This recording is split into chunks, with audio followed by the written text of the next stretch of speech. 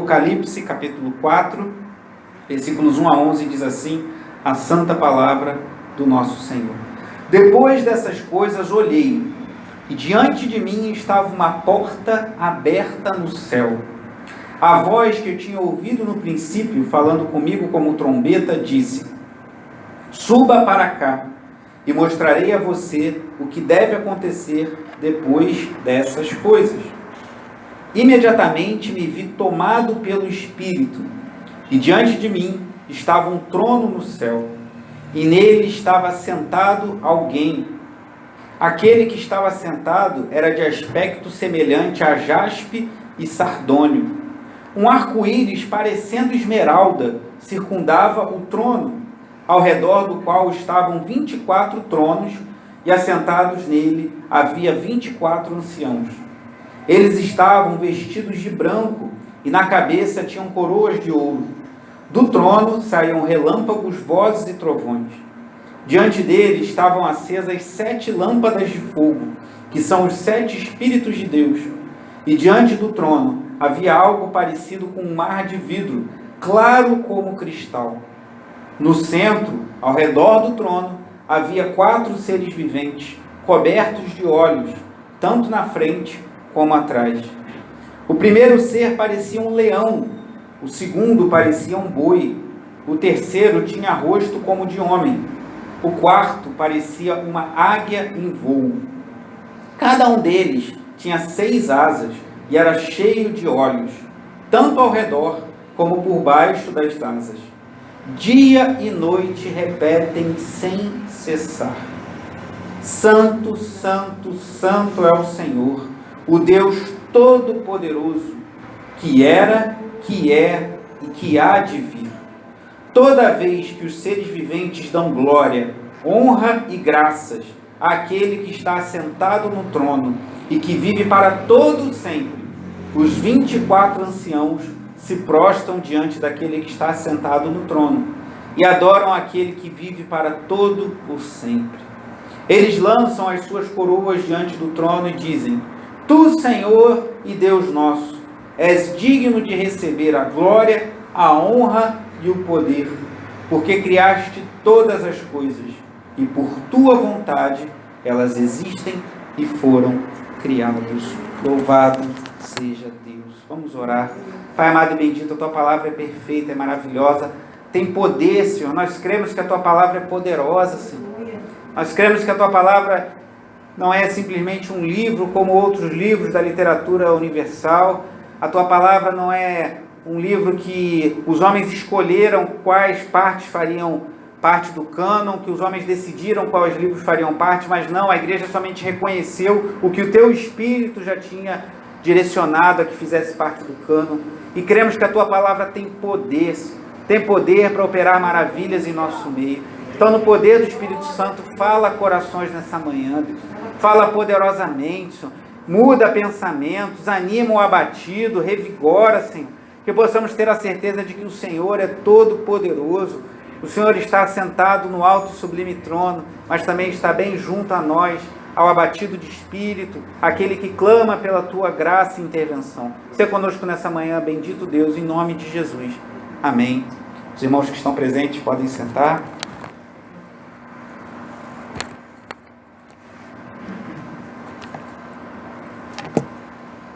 Irmãos, eu queria começar essa mensagem de uma forma um pouquinho diferente, fazendo um relato de algo que eu já mencionei quando falei das igrejas, especificamente da carta à igreja em Esmirna, que é sobre o martírio de Policarpo.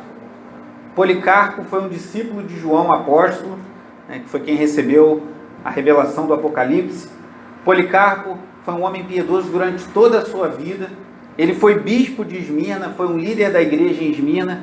E como eu falei quando nós meditamos na carta à igreja em Esmirna, Esmirna era uma igreja pobre, uma igreja que aos olhos dos homens tinha pouca força. Isso não fala mais de Filadélfia, mas era uma igreja que sofria muita perseguição, uma igreja pobre, carente, mas uma igreja que estava agradando ao Senhor. E Policarpo foi líder daquela igreja. E no ano de 155 depois de Cristo, ou seja, aproximadamente 65 anos depois de João ter recebido a revelação de Apocalipse, Policarpo foi morto. Eu quero ler aqui num livro alguns trechos, perdoe-me que eu vou precisar ler, alguns momentos, não vou ler em detalhes, sobre esse martírio.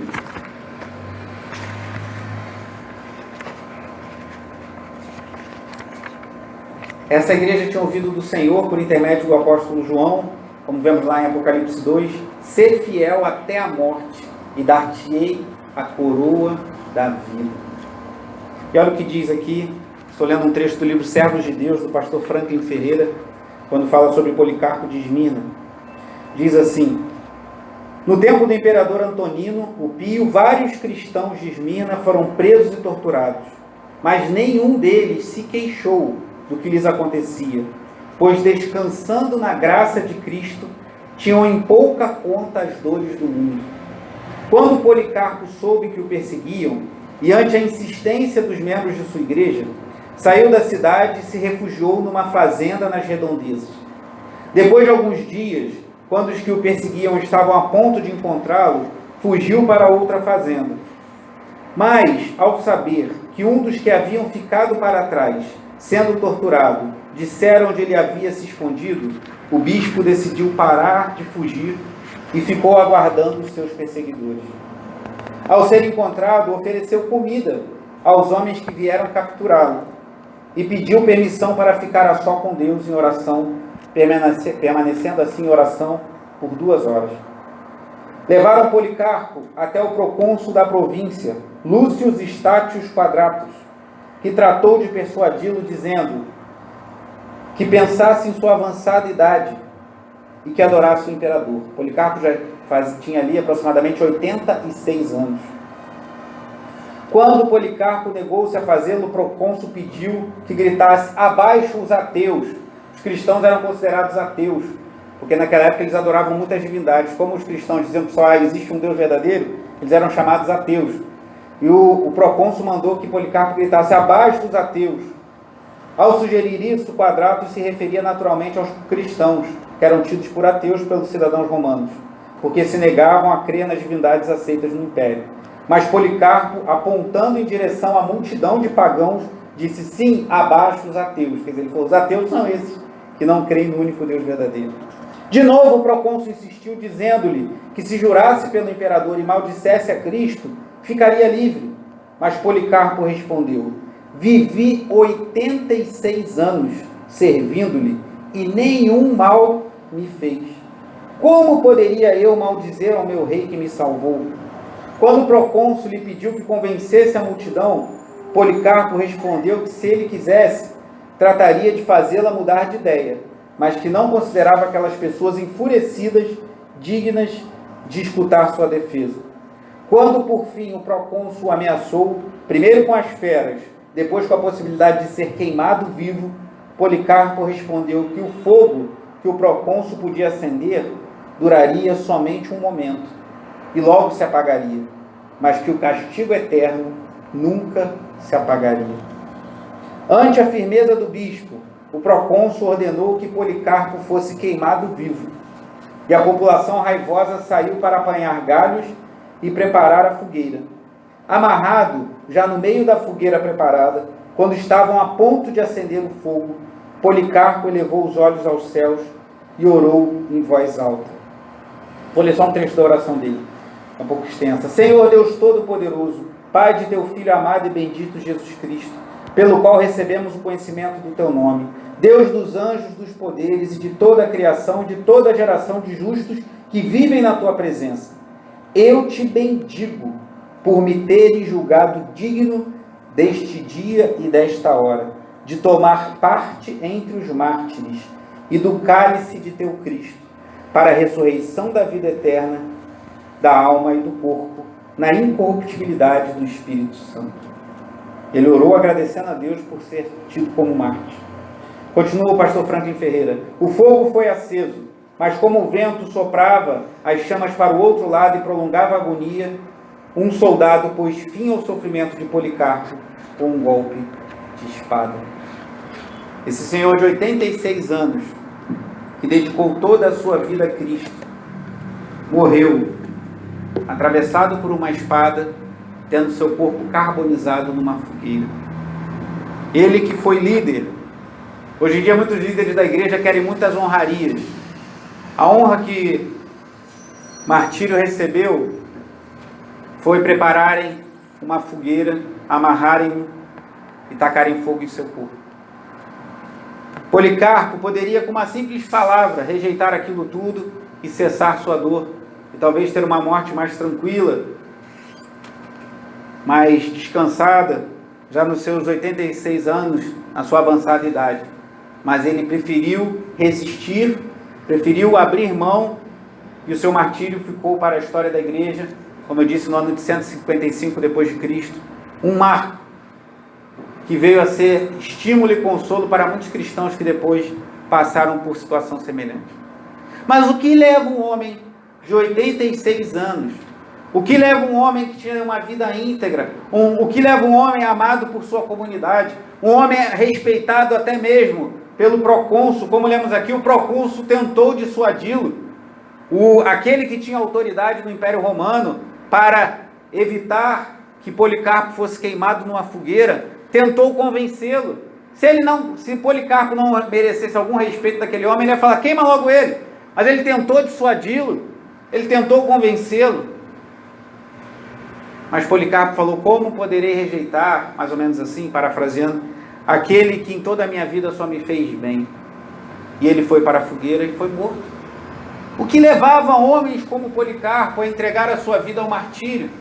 Como eu disse, certamente essas palavras dadas por Deus, essa revelação, especialmente a carta a Esmirna, que fala ser fiel até a morte e dar-te-ei a coroa da vida, ecoavam, eu creio, na mente e no coração de Policarpo em todas essas circunstâncias.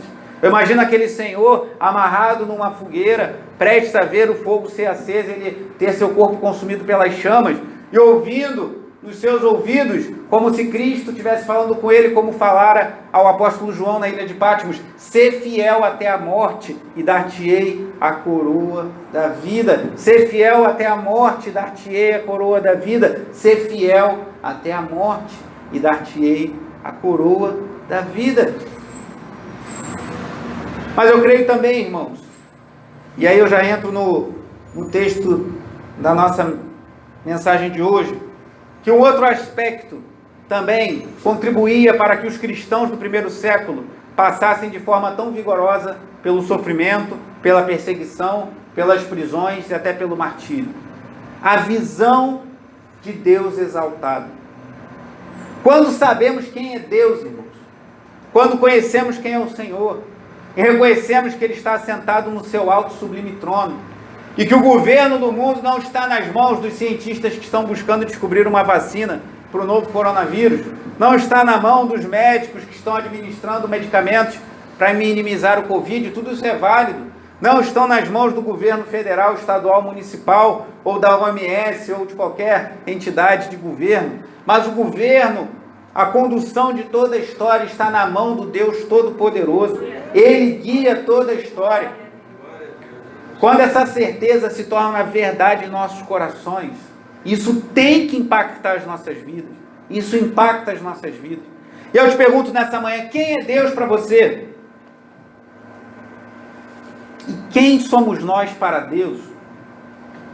Porque a visão que temos de Deus influencia grandemente a visão que temos de nós mesmos e a vida que vivemos, irmãos.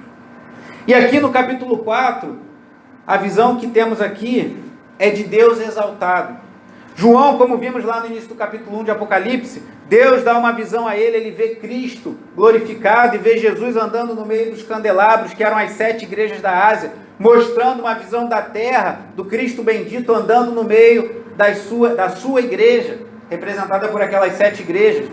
E agora, Deus dá uma visão para João, não da terra, mas dá a João uma visão do céu. Deus dá a João não uma visão do que estava acontecendo entre as igrejas, que estavam muitas delas passando por um sofrimento terrível, mas o que estava acontecendo no céu. Capítulo 4, versículo 1 diz assim, ó: depois dessas coisas, olhei e diante de mim estava uma porta aberta no céu. Assim, a voz que eu tinha ouvido no princípio, e se você voltar lá no capítulo 1, você vê que ele identifica como o próprio Jesus falando com ele, disse: suba para cá, e mostrarei a você o que deve acontecer depois dessas coisas.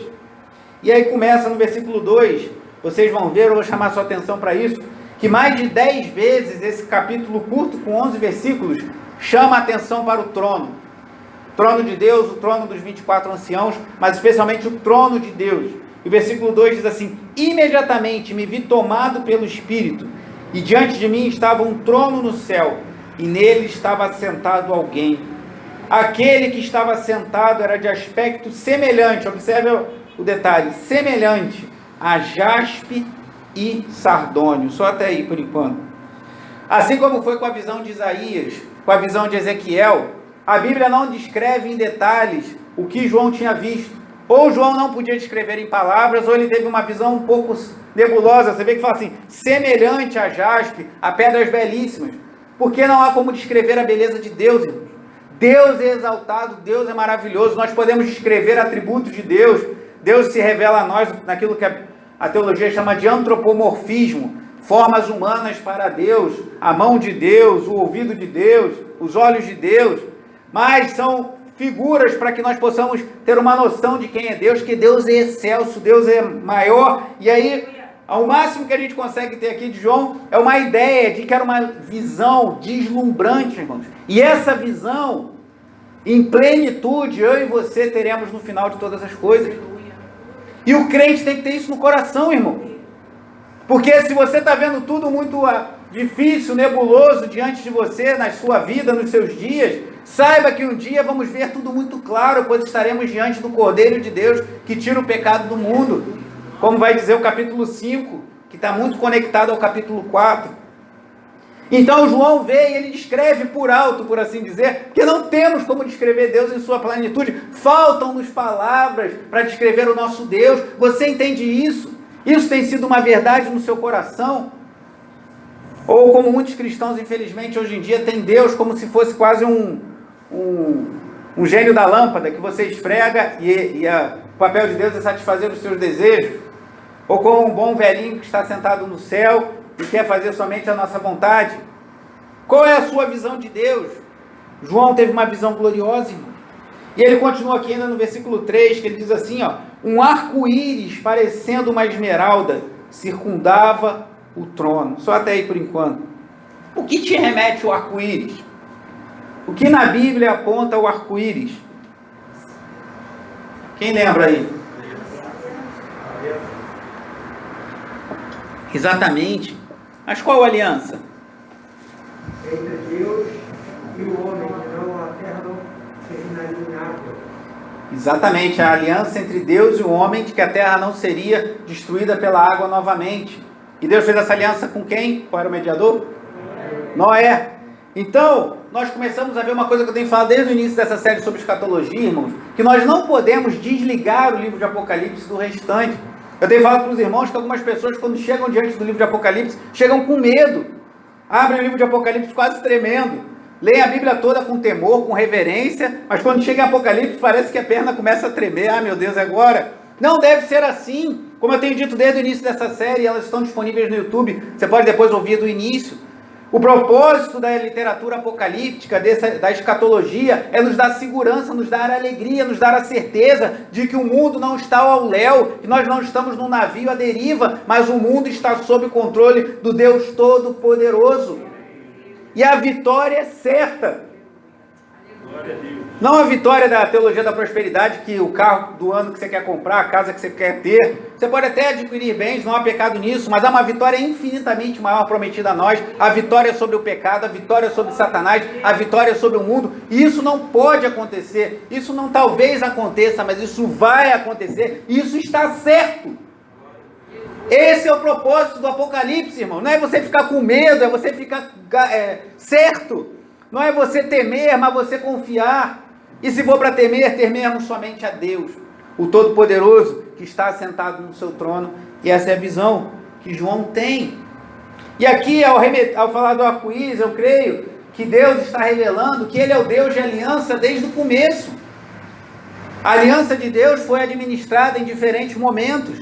Aliança com Adão, aliança com Abraão, aliança com Noé, aliança com Abraão.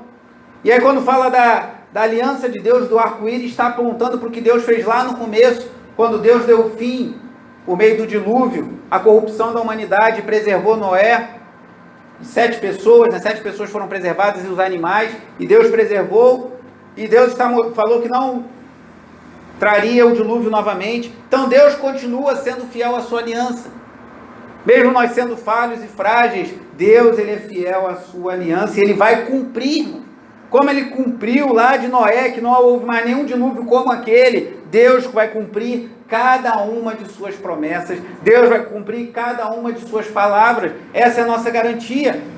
Então o que vemos aqui é um Deus exaltado, que palavras não podem descrever, é um Deus de aliança com o seu povo, que nunca vai quebrar a sua aliança, porque essa aliança não depende de nós, mas depende dele, e ele é fiel. E continua aqui o capítulo 3, capítulo 4, versículo 4, perdão. Ao redor do qual, do trono de Deus, ao redor do qual estavam outros 24 tronos, e assentados neles havia 24 anciãos. Só até aí. Como é típico da literatura apocalíptica, elas são imagens, símbolos que apontam para alguma coisa. E alguns estudiosos têm diferenças, eu vou falar sobre isso mais à frente, a gente tem que ter humildade ao chegar para esses textos, ao estudar a escatologia, pois a escatologia, como diz o reverendo Augusto Nicodemos, é um dos temas da Bíblia que não está explícito, não está claro, no sentido de que, por exemplo, como os dogmas da igreja que você vê resumidos no credo apostólico, ninguém pode negar que Jesus Cristo veio em carne, ninguém pode negar que ele morreu na cruz, ninguém pode negar que ele ressuscitou ao terceiro dia, ninguém pode negar que ele vai voltar, ninguém pode negar que Deus exercerá um juízo sobre Satanás e os anjos caídos e sobre aqueles que rejeitarem a Cristo. Ninguém pode negar essas coisas, mas a escatologia abre espaço para que existam interpretações diferentes. Mas uma interpretação que, no meu entendimento, faz muito sentido é que os 24 anciãos fazem referência a todo o povo de Deus. Alguns dispensacionalistas, vou falar um pouquinho sobre isso lá mais à frente, de forma breve, entendem que só faria parte da igreja e não Israel, porque fazem uma distinção muito severa entre Israel e igreja, que eu particularmente não acho que faz muito sentido, e muitos estudiosos sérios condenam essa separação tão rígida, embora entendamos que algumas promessas possam ter cumprimento particular para Israel. Entendemos que essa separação muito rígida não é muito ortodoxa, não está muito de acordo com a palavra. Mas muitos entendem que 24 anciãos se refere aos 12 líderes das 12 tribos de Israel, as 12 tribos de Israel representando o povo da antiga aliança, e os 12 apóstolos representando o povo da nova aliança. Então o que nós vemos aqui é que o trono de Deus ao redor, não no centro, porque nós não fomos chamados para sermos reis como Deus é, mas ao redor do trono estão 24 anciãos, ou seja, a totalidade do povo da antiga aliança e do povo da nova aliança, todo o povo de Deus adorando para todo sempre. Esse é o lugar onde eu vou estar, esse é o lugar onde você vai estar na eternidade, irmãos. E é isso que nos dá força, é isso que nos dá vigor. 12 apóstolos, 12 tribos, todo o povo de Israel, do Antigo Testamento, do Novo Testamento, adorando ao Senhor para todo sempre, adorando aquele que está assentado no trono. Continua assim o versículo 4, eles estavam vestidos de branco, e na cabeça tinham coroas de ouro. Você deve se lembrar que semana passada, quando eu falei da igreja de Laodiceia, a única igreja das 7 igrejas que não recebe nenhum elogio, nenhum reconhecimento da parte do Senhor. Uma das igrejas, salvo engano, Sardes, ainda reconheceu há uns poucos aí que não contaminaram suas vestes, mas Laodiceia não fala nada. Era uma igreja apática, uma igreja fria, uma igreja que estava morna, como lemos semana passada.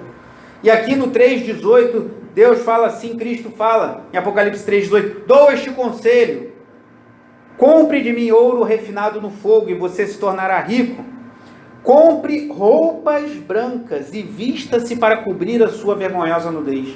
E compre colírio para ungir os seus olhos e poder enxergar. E aqui no 21 fala, ao vencedor darei o direito de sentar-se comigo em meu trono, assim como também eu venci e sentei com meu Pai em seu trono. Você vê que é uma conexão muito clara entre os capítulos 3 e o capítulo 4. E as vestes brancas dos 24 anciãos significa pureza, significa aquilo que eu e você recebemos da parte de Deus por causa da misericórdia do sacrifício de Cristo em nosso lugar.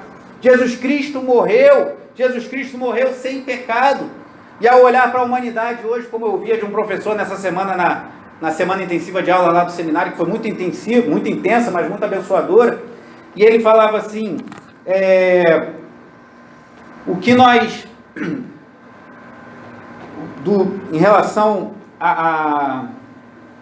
perdi aqui, fui conferir aqui, perdão. Ele falava das vestes brancas que nos purificam, que são sinal da purificação. Para os irmãos contextualizarem, eu achei que tinha parado de gravar, que eu estou gravando no celular, mas é também meu esboço da pregação, por isso que eu me perdi um pouquinho. Mas voltando aqui, enfim. Dou este conselho de Jesus, comprem vestes brancas, que é um sinal da pureza. E o professor agora assim, voltando, falava lá do seminário, que é como se Deus olhasse para a humanidade e só visse dois homens. Adão, aqueles que rejeitam a Cristo, que não se renderam a Cristo e vivem de acordo com os seus pecados e com a nossa natureza adâmica pecadora, e Cristo. Então Cristo se coloca diante de nós e nos dá novas vestes, vestes brancas, vestes de pureza, para que estejamos para sempre na presença dele. E esses 24 anciãos representam toda a igreja de Deus, do antigo, o povo da antiga aliança, o povo da nova aliança. Não quer dizer que todo israelita foi salvo, irmãos, mas aqueles que creram no Messias que viria, e aqueles que, como nós hoje, creem em Jesus Cristo como seu único e suficiente Salvador, estaremos reunidos na presença de Deus, adorando pelos séculos dos séculos, com vestes brancas como as que Ele nos concedeu. E aí o versículo 5 fala assim, do trono saíam relâmpagos, vozes e trovões. E aqui há uma menção também clara, que alguns estudiosos veem, com o Êxodo 19, agora não mais a aliança de Noé, mas a aliança no Sinai, quando Deus chega ali no Monte Sinai, e Moisés sobe ali para receber as tábuas da lei, e há relâmpagos, há uma série de coisas. Vai lá comigo em Êxodo capítulo 19.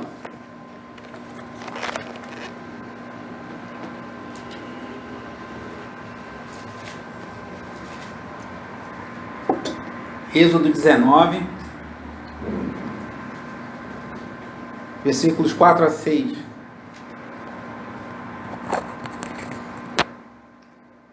Diz assim, Êxodo 19, 4 a 6, depois eu vou ler o versículo 16. Vocês viram o que fiz ao Egito, como os transportei sobre asas de águias e os trouxe para junto de mim.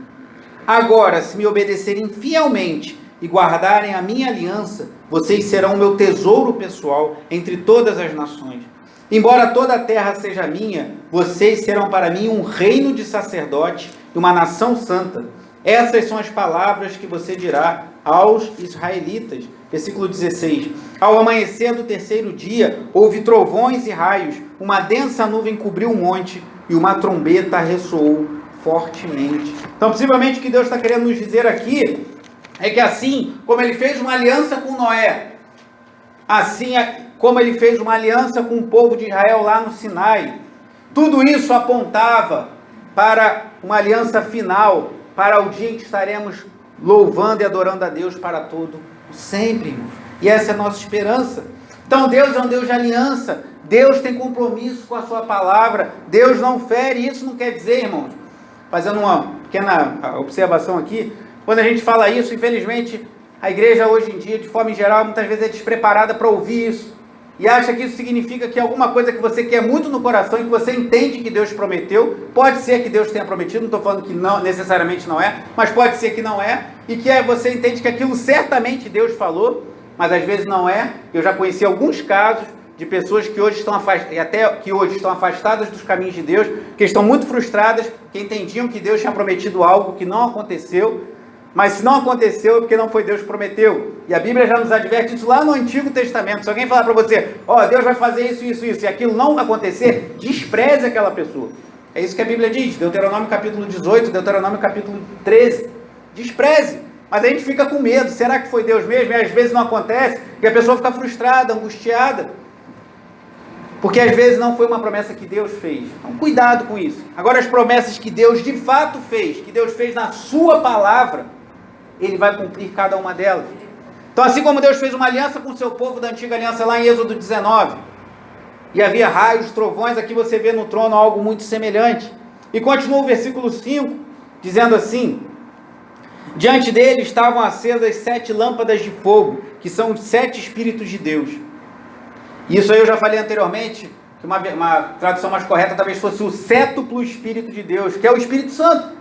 Então o Espírito Santo estava ali, e depois quando nós meditarmos no capítulo 5, nós vamos ver que o Cordeiro de Deus estava ali. Então uma adoração ao Deus Trino, nós adoramos a um Deus que é Pai, Filho e Espírito Santo. É só um Deus, mas um Deus Trino. Então o Espírito Santo estava ali também, e nós podemos adorar a Deus como um Deus Trino, pois Ele é o Deus que se revela desta forma, pois Ele é Pai, Ele é Filho e é Espírito Santo. E aqui nós vemos que ali estava diante do trono o Deus que fez uma aliança lá no Sinai com o povo de Israel, o Deus que fez uma aliança com Noé, o Espírito Santo que estava lá no início, na criação, estava ali sendo adorado. E aí chega o versículo 6 e fala assim: e diante do trono havia algo parecido com um mar de vidro claro como cristal. No centro, ao redor do trono, havia 4 seres viventes cobertos de olhos, tanto na frente como atrás. O primeiro ser parecia um leão, o segundo parecia um boi, o terceiro tinha rosto como de homem, e o quarto parecia uma águia em voo. Só até aí. Eu não vou ler, mas se você quiser ler depois, Ezequiel capítulo 1. No início do livro do profeta Ezequiel, lá no Antigo Testamento, há uma imagem muito parecida. Não é exatamente igual, mas muito semelhante, de seres viventes, e fala de rosto que parecia leão, boi, homem e águia. O que significaria isso? Primeiro, como eu estou dizendo insistentemente aqui dos irmãos, que eu acho que a gente precisa ter isso bem claro, é mais uma confirmação de que o Apocalipse é uma conexão com toda a Bíblia. Já falamos do Gênesis e Noé, já falamos do Êxodo 19, agora chegamos ao profeta Ezequiel. O Apocalipse está organicamente conectado a tudo que a Bíblia nos revela desde o início, desde o Gênesis. E aqui, alguns estudiosos dão diferentes interpretações para essas quatro figuras, do leão, do boi, do homem e da águia. Alguns entendem que são figuras de anjos, porque os anjos, assim como o leão, eles têm poder limitado por Deus, mas eles têm algum poder. Assim como o boi, que serve a Deus, que serve ao homem, os anjos servem a Deus, os anjos bons servem somente a Deus. Assim como o homem, os anjos têm alguma inteligência, os anjos têm compreensão, têm cognição. E assim como a águia, eles são ágeis em cumprir. A águia voa muito rápido e rapidamente atinge seus propósitos. Então, como o leão, alguns estudiosos dizem, os anjos têm poder. Como o boi, eles servem a Deus. Como o homem, eles têm capacidade intelectual. E como a águia, eles são ágeis em obedecer às ordens de Deus. E tudo isso caracteriza anjos, é verdade. E a visão de Ezequiel 1 parece muito com isso.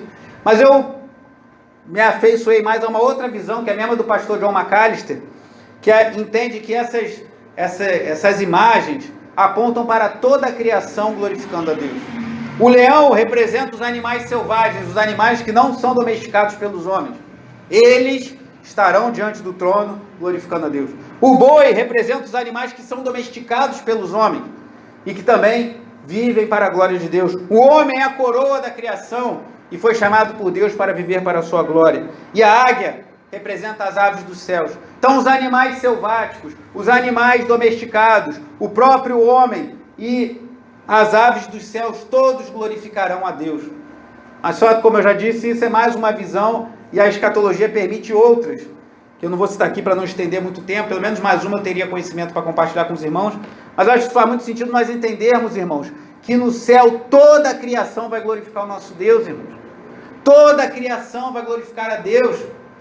Tudo que existe foi criado. Antes aqui no ensaio nós falávamos do Salmo 150, né? Todo ser que respire e louve ao Senhor. Tudo foi criado para a glória de Deus. E essa visão precisa estar na nossa mente, no nosso coração, irmãos.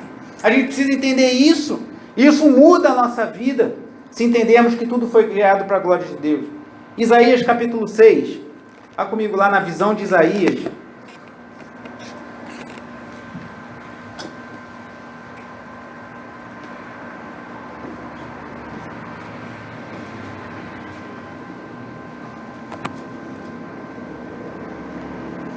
Isaías 6, a partir do versículo 1, diz assim: no ano em que o rei Uzias morreu, eu vi o Senhor, assentado num trono alto e exaltado, e a aba de sua veste enchia o templo.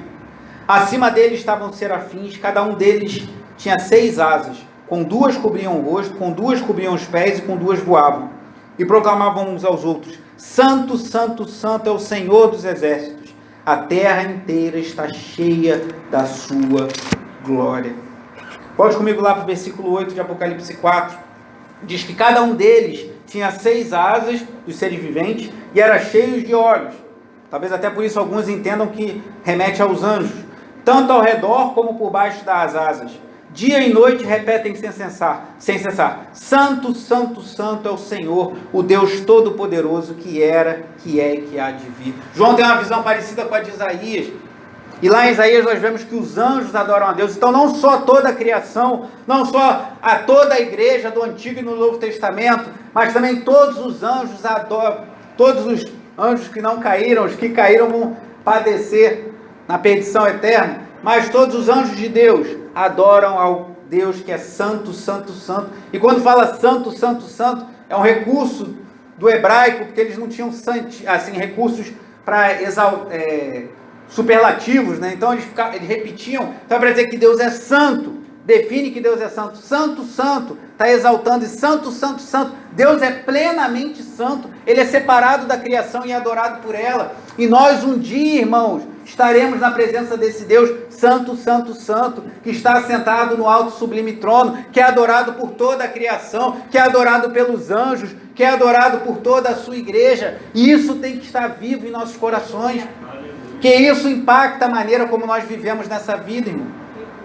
E aí conclui com louvor, versículo 9: toda vez que os seres viventes dão glória, honra e graças àquele que está sentado no trono e que vive para todo sempre, os 24 anciãos, falou dos seres viventes, agora dos 24 anciãos, se prostram diante daquele que está sentado no trono e adoram aquele que vive para todo sempre. Eles lançam as suas coroas diante do trono e dizem: Tu, Senhor e Deus nosso, és digno de receber a glória, a honra e o poder, porque criaste todas as coisas e por tua vontade elas existem e foram criadas. Irmão, já caminhando por fim, eu queria fazer alguns comentários sobre doutrina aqui, rapidamente, porque, como eu falei no início, nós devemos ter humildade ao nos achegarmos à palavra de Deus como um todo. E especialmente na escatologia, a gente deve ter uma humildade redobrada. Porque por mais que a gente estude, a gente vê grandes homens de Deus com muito conteúdo, homens piedosos como o Dr. Russell Shedd, por exemplo, que foi um homem que contam, não sei se isso é fato, mas dizem que uma vez a filha dele teria dito que ela só sabia que o pai pecava porque a Bíblia fala que todo homem é pecador. Que o pai dela era um homem tão íntegro que ela deu esse testemunho dele. Eu não sei se é verdade, mas não duvido que seja. E falando do seu pai, e ele era um homem brilhante, era um homem que tinha uma visão escatológica diferente de outros homens piedosos, e nós devemos ter muita humildade. Eu queria deixar 2 coisas para a nossa reflexão. Primeiro, a gente ter humildade, irmãos, ao chegarmos para estudar a escatologia. E depois nós temos abertura para rever certos conceitos. Porque o que acontece é que muitas vezes a gente está na igreja há 20 anos, há 15 anos, há 30 anos, e algumas coisas já estão tão consolidadas na nossa cabeça que a gente não se abre para entender que aquilo pode ter uma outra visão. Eu não digo dos dogmas, como falei no início, que Jesus Cristo é o Filho de Deus, que Ele morreu em nosso lugar, que Ele não teve pecado, que Ele um dia voltará para nos buscar, que haverá um juízo. Isso aí não tem que ter dúvida. Isso aí tem que ser a certeza que tem que estar garantida na nossa mente. Mas acerca de algumas certezas que permitem entendimentos diferentes, a gente precisa, às vezes, colocar diante de Deus, colocar diante da palavra e se abrir para rever certos pensamentos. Porque pode ser que você encontre uma explicação bíblica mais coerente do que aquilo que você ouviu a vida toda. E se tivermos humildade, eu tiver humildade, você tiver humildade, a gente vai reconhecer: se isso aí está mais coerente com a palavra de Deus, eu vou mudar meu pensamento, porque eu quero, sobretudo, agradar a Deus e honrar ao Senhor e ser fiel à tua palavra. Mas só para vocês terem uma ideia como esse assunto é tenso, irmão. Existem 4 correntes principais de interpretação de escatologia. Eu vou falar muito rápido aqui, até porque eu já estou entrando no campo da escola dominical, e a nossa escola dominical ainda não voltou, mas vai voltar. A preterista. Irmãos, pessoas de Deus que entendem, pessoas dedicadas ao Senhor, que tudo que está em Apocalipse já se cumpriu lá no passado. Que o livro de Apocalipse foi escrito para os cristãos que viveram no 1º século, para consolo, para conforto, como certamente foi, e que essas profecias já teriam se cumprido. É uma linha que eu particularmente não me identifico, mas que existe. Tem o histórico, que a interpretação histórica entende que a profecia é um símbolo para toda a história da igreja até a volta de Cristo, e que algumas coisas que vão aparecer aqui, os 7 selos, as 7 taças, apontam para eventos específicos da história da igreja. Aconteceu tal evento, uma grande guerra, uma pandemia, alguma coisa. Isso aqui é o evento tal do Apocalipse. É uma interpretação que alguns fazem. Existe a idealista, que é o quadro simbólico do conflito espiritual entre Deus e Satanás, uma visão mais simbólica de tudo que acontece na história da igreja, mas que não necessariamente como histórico, tem que apontar para um evento específico. Isso aqui é a Segunda Guerra Mundial, isso aqui não. São símbolos de toda a história da igreja, do conflito cósmico entre Deus e Satanás. E o futurista, como os pré-milenistas e os dispensacionalistas, que é a visão mais popular na igreja, embora seja mais nova na história da igreja, que acontece que boa parte, especialmente do capítulo 4 até o 22, se refere a acontecimentos futuros. Então, entende assim, do 1 ao 3 se referia às igrejas no passado, e do 4 ao 22 a acontecimentos futuros. Eu não vou detalhar muito isso, porque a gente não tem tempo, mas só para te levar a refletir, irmãos, eu falei 4, o preterista, que crê que tudo está no passado, o histórico, que crê que se refere a toda a história da igreja e aponta para alguns eventos específicos, o idealista, que crê que tudo é simbólico, e o futurista, que crê que aqui do 4 ao 22 está tudo apontando para eventos futuros. Para você ver como esse livro é complexo, e a gente deve ter humildade e também abertura para rever alguns conceitos que às vezes trazemos em nossa mente. Só para concluir com essa parte com uma observação, o dispensacionalismo, que foi muito conhecido por aquele livro, que também era um filme, né, Deixados para Trás, uma série, que fala daquele arrebatamento secreto, que sumiu o piloto do avião, que o pastor da igreja ia a igreja embora e o pastor ficava, né? Era um negócio assim.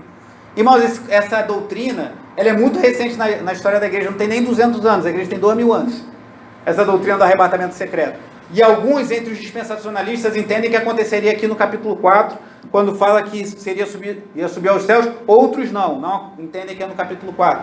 Eu só quero jogar uma pulga assim atrás da sua orelha para você refletir, porque essa teologia é muito questionada por teólogos muito sérios, é defendida por outros igualmente sérios, mas a maioria dos teólogos mais sérios é bem resistente a alguns conceitos do dispensacionalismo. E esse arrebatamento secreto, então, irmãos, é algo muito estranho na teologia e na história da igreja. Você pensa, mas eu sempre acreditei assim, que um dia eu ia subir do avião e eu ia ficar todo mundo no avião e eu ia subir sozinho. Muitos entendem que não vai ser assim. Eu, particularmente, não entendo que seja assim, respeito quem entende dessa forma. Mas estou querendo mexer um pouco com as nossas estruturas de pensamento, para a gente se dedicar um pouco mais ao estudo e ter humildade para entender que existem outras formas de entender. Por exemplo, alguns dispensacionalistas, não todos, entendem que as 7 igrejas se referenciam a 7 fases da história da igreja. Algo que tem uma base bíblica muito frágil também, que a primeira igreja de Éfeso representaria algo, a de Esmirna outro. É bonitinho, mas assim, biblicamente é muito frágil. Nem todos os dispensacionalistas pensam assim. E o arrebatamento secreto também é uma doutrina muito questionada por estudiosos sérios. Não quer dizer que se você crê nisso, ou você creu, ou o seu pastor, que você foi na sua juventude, ou um amigo seu crê assim, que ele não é cristão, que ele é herege. Não é isso que eu estou dizendo.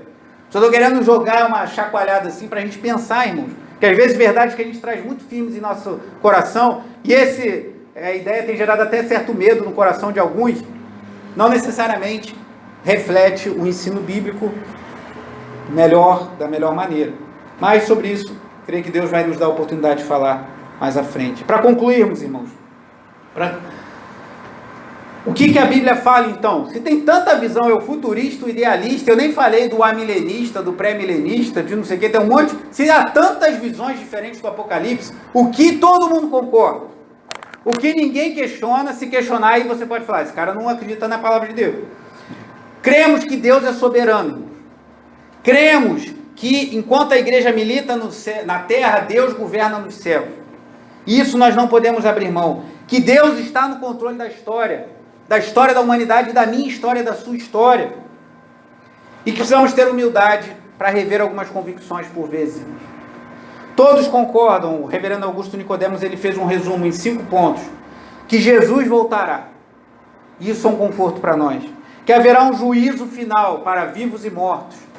Que haverá uma ressurreição dos vivos e dos mortos. Que Satanás será julgado e condenado. E que haverá um período de paz e prosperidade. Uns vão entender que esse período é um milênio, outros vão entender que é de uma vez só, outros vão entender que Satanás vai ser preso por tanto tempo, outros por tanto tempo, outros que é definitivo. Isso vai variar. Mas todo cristão precisa crer que Jesus vai voltar, que ele vai julgar vivos e mortos, que haverá uma ressurreição dos vivos e dos mortos, que Satanás será condenado e que nós viveremos para sempre na presença do Senhor. Eu creio que isso, irmão, mais do que os detalhes da vinda de Jesus, mais do que um detalhe ou outro aqui de escatologia, isso é que estava no coração e na mente de homens como Policarpo, quando se entregaram para serem mortos e morreram por sua fidelidade a Deus. E eu creio que é isso que tem que estar no meu coração e no teu coração, nas lutas e demandas que vivemos nos nossos dias. Independente se é dispensacionalista, se é isso, se é aquilo, se é futurista, se é idealista, independente disso, Cristo vai voltar. E o trono de Deus está bem estabelecido. O trono de Deus não é abalado, há um mar de cristal. Enquanto o mundo está agitado aqui embaixo, há calmaria nos céus. Enquanto tudo está pegando fogo aqui, há um mar tranquilo. E nós precisamos confiar nisso e pedir a Deus: Senhor, em nome de Jesus, aplica essa verdade no meu coração, para que eu tenha a mansidão que teve Policarpo, para que eu tenha a fé que tiveram outros mártires, que entregaram-se aos leões, que foram devorados por leões pelo Império Romano lá naquelas arenas, que entregaram suas vidas. E muitos cristãos hoje em dia, porque não pode ir num shopping, porque não pode ir no cinema, porque não pode ter o carro dos sonhos, já fica em depressão. Que isso, irmãos?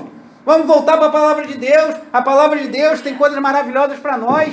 A palavra de Deus nos fala de um Deus soberano, que toda a igreja do antigo, o povo da antiga aliança, o povo da nova aliança, os 24 anciãos se prostram e botam a sua coroa diante do trono de Deus, que toda a criação o adora, todos os anjos o adoram, todos cantam: santo, santo, santo é o Senhor.